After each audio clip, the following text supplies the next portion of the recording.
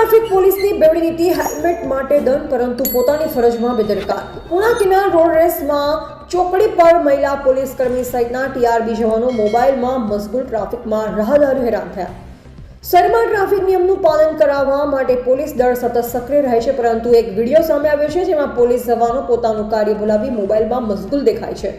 શહેરમાં વાહન ચાલકો માટે હેલ્મેટ ફરજિયાત છે અને જો કોઈ વાહન ચાલક હેલ્મેટ વિના નીકળે તો પોલીસ જવાનો તેમને તુરંત જ રોકી દંડ ફટકારે છે, પરંતુ પિકઅપ ટાઈમ દરમિયાન જ્યારે ટ્રાફિક સૌથી વધુ હોય છે ત્યારે ટ્રાફિક કાબૂમાં રાખવા માટે ખડે પગે રહેવાની જગ્યાએ પોલીસ જવાનો અને મહિલાઓ ટીઆરબી કર્મીઓ બ્રિજની નીચે મોબાઈલ પર વ્યસ્ત હોવાના દ્રશ્ય સામે આવ્યા છે। સુરત ટ્રાફિક પોલીસ રિજિયન 2 ની હદમાં આવતા પૂણા કેનાલ રોડ રેસમાં ચોકડી પર સાંજના સમયે 6 થી 8 વાગ્યા સુધી ટ્રાફિકનો ભારે વકરો રહે છે। આવા સમયે ટ્રાફિક વ્યવસ્થાને સંભાળવી પોલીસની મુખ્ય જવાબદારી છે, પણ આ સમયે પોલીસ જવાનો પોતાનું કામ છોડી મોબાઈલમાં વ્યસ્ત રહેતા હોય છે।